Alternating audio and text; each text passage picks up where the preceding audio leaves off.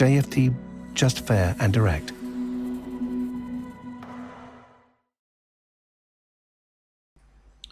Okay, hello and welcome everyone. Welcome to JFD Traders Tea Time with me, Darius Anucauskas.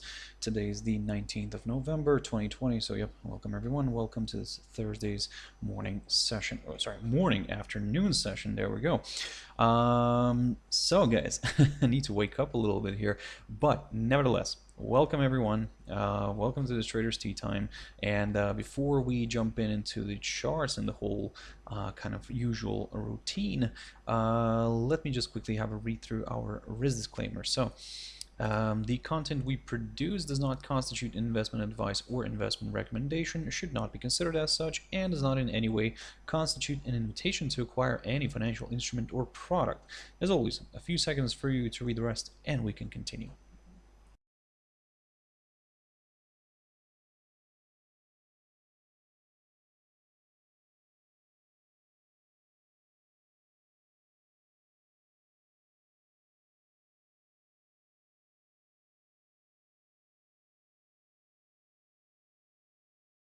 Okay, so now then, also just before we jump into the charts, quick mentioning of our JFD YouTube channel, to which you can always subscribe to in order not to miss any of our upcoming videos.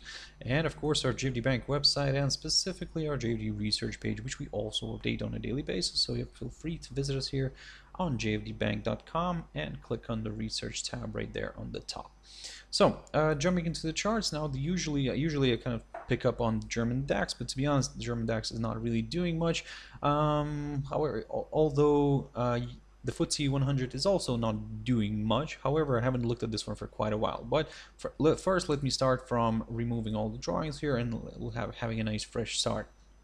So previously I talked about this basically downside resistance line taken from the high of the 8th of June, and you can see that we had a nice break here above this downside line. So in a way, this kind of opened the door towards higher levels, and indeed it did push further north. It also climbed above the 200-day EMA, and it's currently sitting there above all of its EMAs. And in a way, given that we recently had a good run here, now we're seeing that there is a bit of a correction to the downside which is happening, and so after we reached this 64 territory, the index started drifting a little bit to the downside. In a way, it could still drift a little bit lower. It might even test the 200-day EMA here, which if provides good support, we could see a nice rebound here and a push back up. So basically something like this here, something like this could be possible. So again, keep your eyes on this one.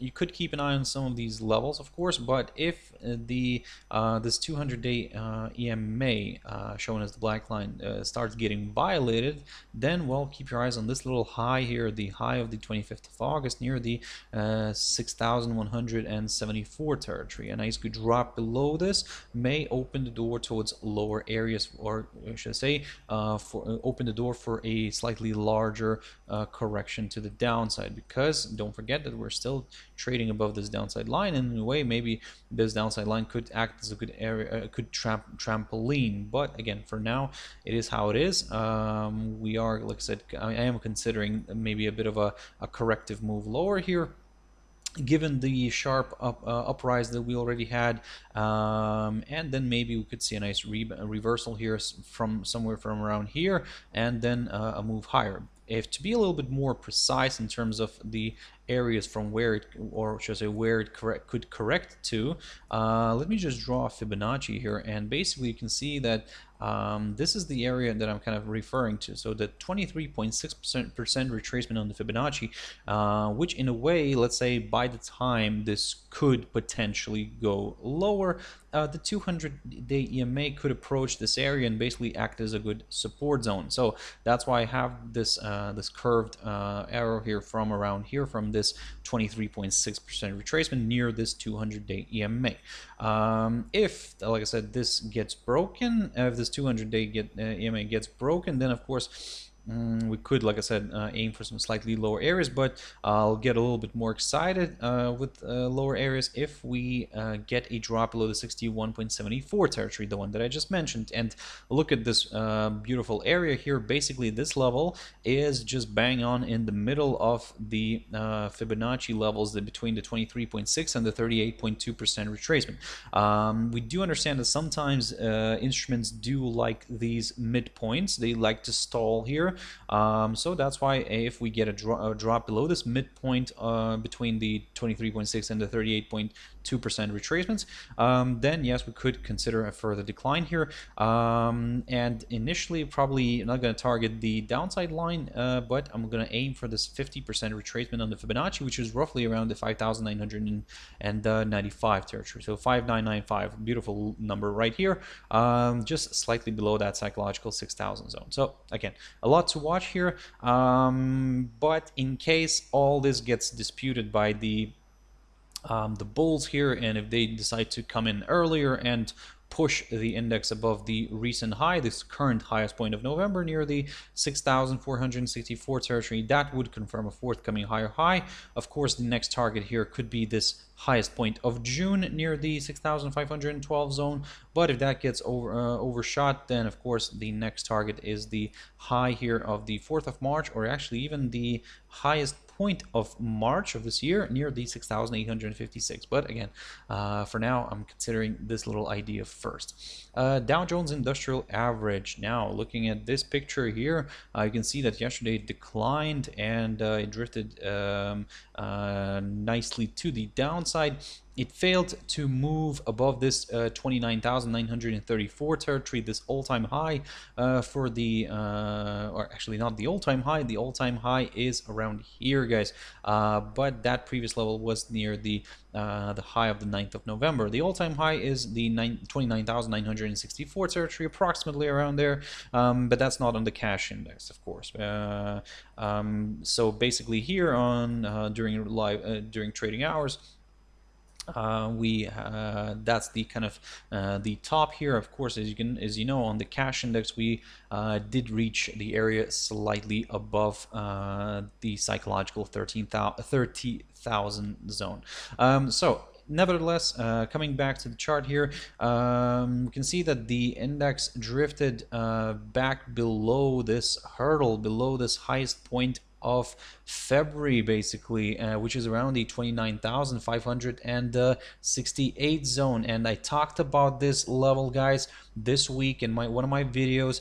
And basically what I was saying, that if we see this index dropping back below this area and closing below this zone here, then there is a possibility for this one to drift further south. And looking at the cash index right now, we can see that the price is basically sitting near the 29,350 zone, so approximately around there. So around here, basically. So we'll have a small gap to the downside, opening gap to the downside today.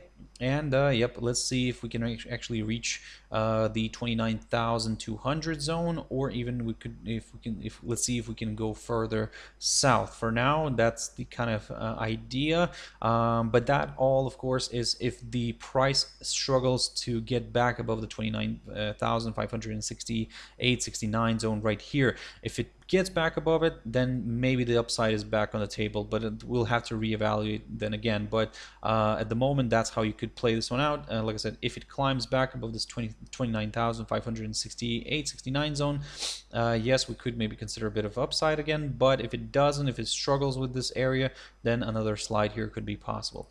DXY, another dollar index, another index, and this one is a dollar index. And basically, looking at this chart, everything's kind of working out nicely according to the plan that I talked about this morning. This morning, I was saying, keep your eyes on these two levels, the 92.61 on the upside and the 92.24 on the downside.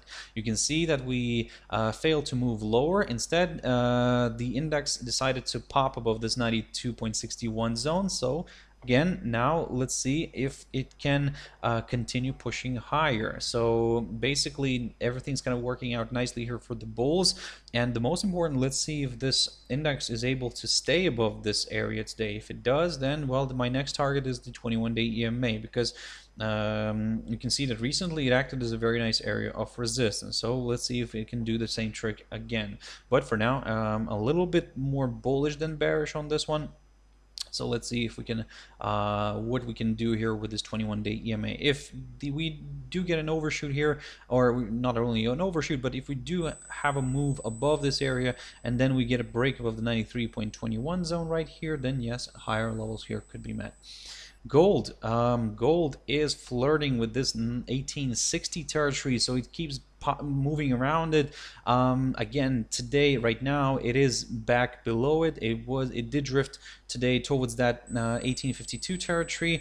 Now the big question here is, can we stay below this? Can this daily candle remain below this hurdle? If it can, yep, further declines are possible. If it cannot, then, well, I mean, we're going to take a bit of a neutral stand again. So previously, in terms of the upside, I talked about this level, the 1911 territory, but to be honest, now looking at how everything's shaping up here, how the whole technical picture is shaping up, well, I would like to see maybe a move back above the 1877 territory here in order to aim for some higher levels. But still, I will be very careful near the 21-day EMA in that case, because this could again provide a bit of resistance, as it did recently, or should I say, as it did here on Monday and on Friday last week, and then on Tuesday this week as well. So basically, this level here, this 21-day EMA could be a difficult one initially.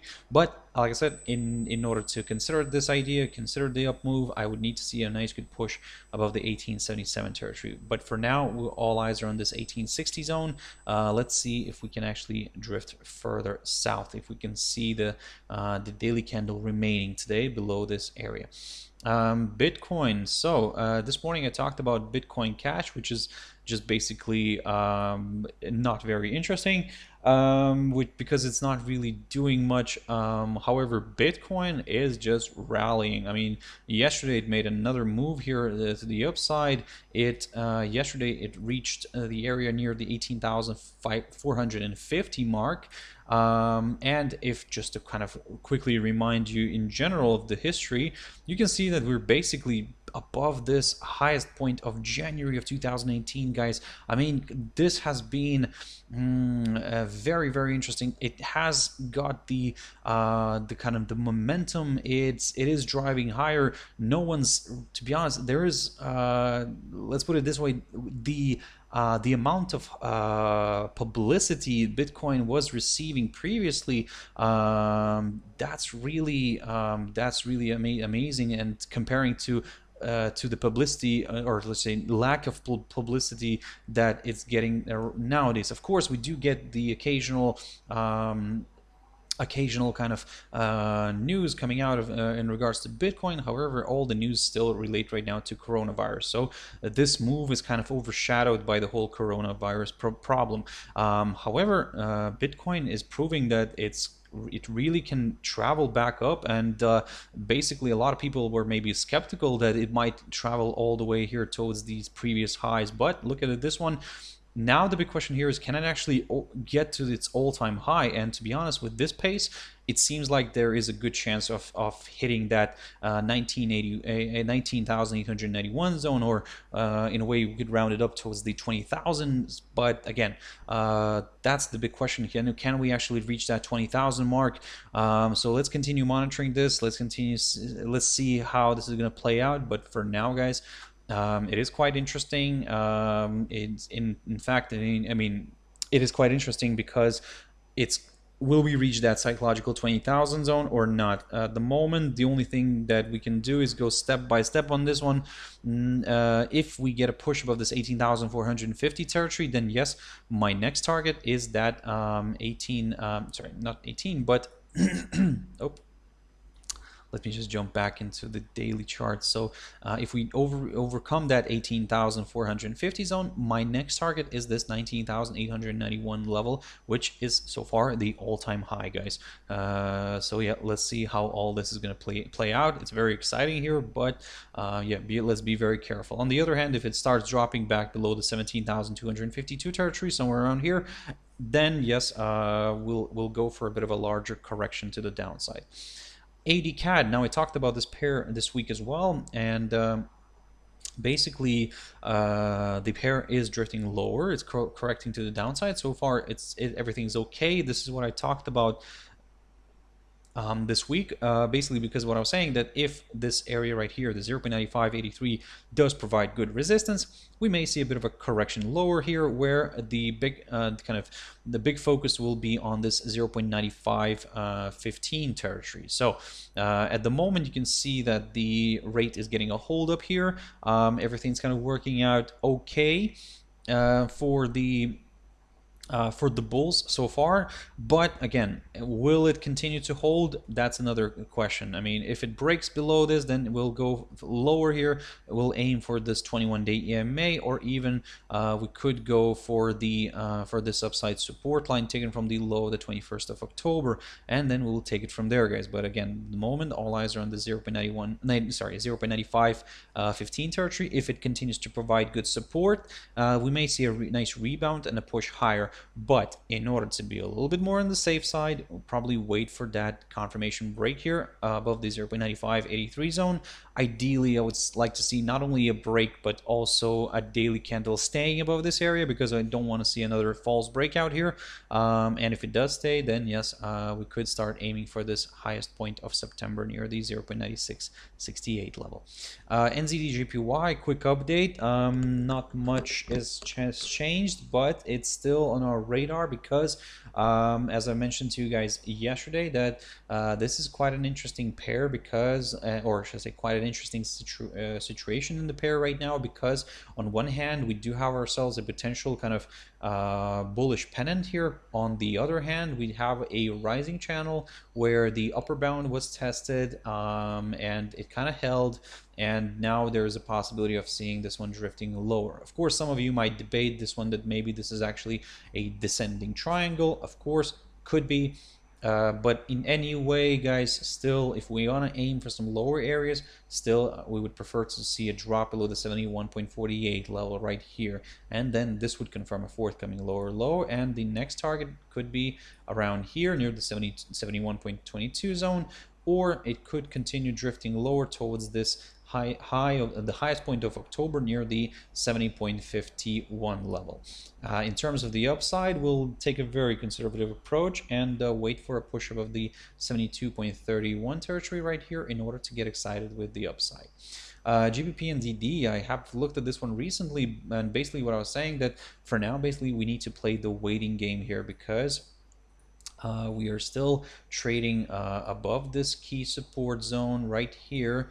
Let me just highlight this one. There we go, which is around the 1.9060 level, and we're still trading below this downside resistance line taken from the high of the 22nd of October. And in a way, we need to see a break through one of these lines before examining the next directional move. So basically, for now, we're, like I said, we're waiting, like with the NZD-JPY as well. Yeah, once it gets out, this might present itself with a nice opportunity, guys. So that's why I'm mentioning these, although there's not much happening right now, but later on they might present themselves with nice opportunities. And finally, Euro USD. So the pair is drifting lower. It failed to get to the upper bound of this range. So this is something that I've mentioned this morning and this week, and what I was saying, that in a way, if it struggles with this upper bound, then we might see a bit of a decline here. However, to consider lower areas, still a drop below the 1.1795 territory is required.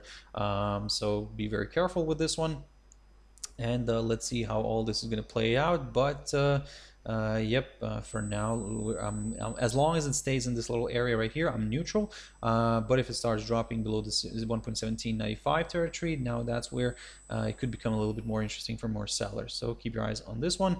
And yep, let's see how this is going to play out.